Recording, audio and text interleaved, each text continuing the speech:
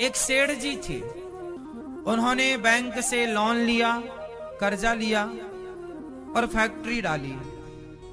उम्मीद थी कि बहुत बढ़िया चलेगी, परंतु फैक्ट्री बिल्कुल नहीं चली। कर्मचारियों को पैसे देने की भी स्थिति नहीं थी, बहुत नुकसान हुआ। बैंक वाले वो जमीन, वो फैक्ट्री अपने अंडर में करना चाहते थे, बोली लगाकर बेच देना चाहते थे। सेठ जी कर्जा ना चुका पाए, इन पर बहुत कर्जा हो गया। घर की जो पूंजी थी वो भी समाप्त हो गई। सेठ जी दर दर की ठोकर खाने लगे। तभी अपने गुरुजी के पास गए। हे गुरुजी, बस अब तो मैं सताया और ठुकराया हूं, कोई सहायता नहीं करता, कोई सहयोग नहीं करता, मैं तो परेशान हो गया। कोई काम अब सोचा अच्छा था पर हुआ गलत, सारा पैसा डूब गया, हम बर्बाद हो गए। गुरुजी ने कहा धैर्य रखो। बैंक ने कितना महीने का समय दिया है? सेठ जी ने कहा केवल 2 महीने का समय। गुरुजी ने कहा कोई बात नहीं, 2 महीने में सब हो जाएगा। चलो ये बताओ फैक्ट्री किसकी है? गुरुजी मेरी है। मालिक कौन है वहां का? गुरुजी मैं हूं। गुरुजी बोले इसलिए तुम्हारी फैक्ट्री नहीं चल रही है, क्योंकि मालिक तुम हो, सर्वे सर्वा तुम हो।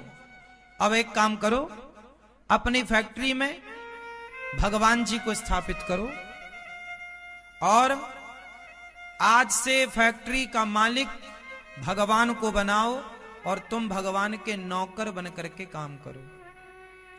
रोज का हिसाब किताब भगवान को सुनाओ, पूरी डायरी भगवान के चरणों में कि प्रभु आज इतना आया, इतना गया, इतनी हाजिरी लगी, इतने अब्सेंट थे। पूरा तुम नौकर बनो, मालिक भगवान जी। गुरुजी, वो आदमी सेठ जी गुरुजी के वचनों पर विश्वास किए। तुरंत उन्होंने अपने घर में से भगवान जी उठाए, फैक्ट्री में ले गए और मंदिर, छोटा सा मंदिर बनाकर भगवान जी को स्थापित किया और फैक्ट्री चालू की।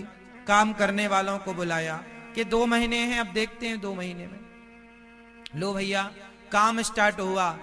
सवेरे आए लोग तो हाजिरी भगवान के पास लगा रहे हैं, जा रहे हैं तो हाजिरी भगवान को, क्या आज सामान आया, कितना मुनाफा हुआ, कितना क्या हुआ, सब कुछ रजिस्टर भगवान को सुनाया जा रहे। प्रभु आज आपकी फैक्ट्री में आज 10,000 का फायदा हुआ और इतना नुकसान हुआ, ये आया ये गया। धीरे धीरे भैया 2-4 दिन में ही स्थितियां सुधरने लग गई, ऑर्डर मिलने लग गए, माल तैयार होने लग गया, एडवांस बुकिंग आने लग गई, खूब बढ़िया से फैक्ट्री चल पड़ी। बैंक का कर्जा था, चुकने को आया, तेजी से काम चल पड़ा, चमत्कार हो गया। दौड़ा दौड़ा गुरुजी के पास आया सेठ, गुरुजी कमाल हो गया, फैक्ट्री तो ठीक चल पड़ी, बढ़िया हो गया। गुरुजी ने कहा जानते हो क्यों चल पड़ी? ना गुरुजी आप बताओ। गुरुजी ने कहा बेटा, जब तक तुम मालिक थे तब भगवान ने कहा कि ठीक है तुम ही कर लो, मालिक बने बैठे हो तो करो। लेकिन जब तुमने मालिक भगवान को बनाया, अपनी जिम्मेदारी जब तुमने भगवान को दी और तुम भी भगवान के हो गए, जब तुमने उनका बना दिया, जब तुम्हारे मालिक वो बन गए, तो हर मालिक अपनों की चिंता तो करता है, तो फिर वो मालिक बनेगा तो अपनों की चिंता क्यों नहीं करेगा? अब तो उसकी फैक्ट्री है, वो जाने चलाए। आज उस व्यक्ति के पास 16 फैक्ट्रियां हैं और हर फैक्ट्री का मुखिया भगवान है। वो नौकर बन के काम करना बुरा थोड़ी है, पैसा कमाना बुरा थोड़ी है, मालिक बन जाना बुरा है कि मैं करता हूं। नहीं, भगवान करते। एक स्त्री थी, वो काम करती जाती और भगवान को याद करती जाती, झाड़ू लगाती जाती, अपने कृष्ण को याद करती जाती, मेरे कृष्ण मेरे कृष्ण मेरे कृष्ण। वो झाड़ू लगाए और उसके मुख से बस एक ही शब्द निकले, मेरे कृष्ण श्री कृष्ण श्री कृष्ण। वो बर्तन धुले और बस मेरे कृष्ण मेरे कृष्ण। भोजन बनाए तो बस मेरे कृष्ण मेरे कृष्ण मेरे कृष्ण, ये सब कर रही थी।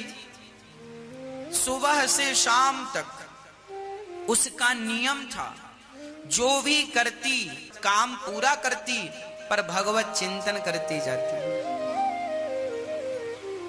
एक दिन वो रसोई में भोजन बना रही थी, अचानक उसके कानों में एक चीख, किसी ने चीखा, पुकारा। वो दंग रह गई, काम छोड़कर दौड़कर आंगन में गई तो देखा उसका बेटा आंगन में चित्त पड़ा है,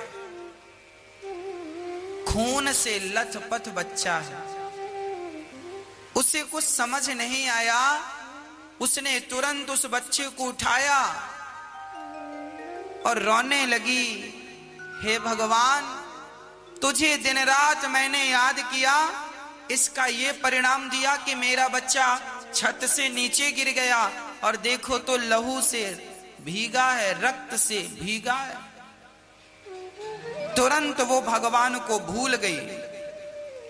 तुझे इतना याद किया, उसका परिणाम तूने ये दिया। वो बच्चे को गोद में उठाई और दौड़ी दौड़ी चलती रही।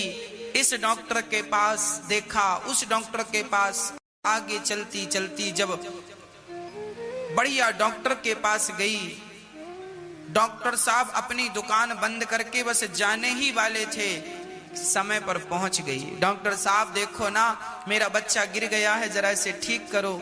डॉक्टर ने देखा, चेकअप किया, पट्टी की और बहुत आनंद से डॉक्टर साहब ने कहा, बेटी घबराने की कोई बात नहीं है, अंदर कोई चोट नहीं है, बाहर थोड़ी सी चोट आई है, सो मैंने पट्टी कर दी है, 2-4 दिन में तेरा बेटा बिल्कुल स्वस्थ हो जाएगा।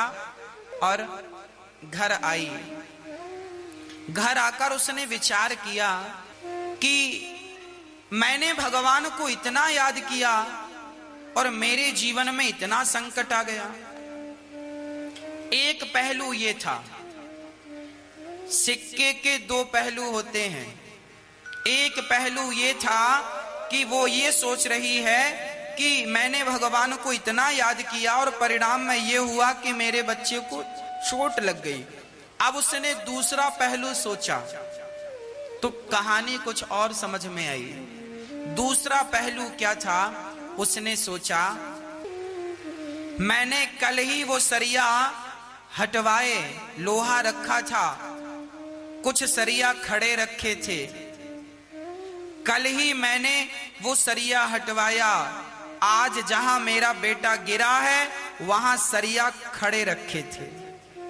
यदि मैंने कल सरिया ना हटवाया होता तो क्या होता? तब उसने विचार किया कि इतने दिनों से मेरे आंगन में सरिया पड़े थे, अचानक कल ही मेरे मन में ख्याल आया कि ये सरिया हटवाओ।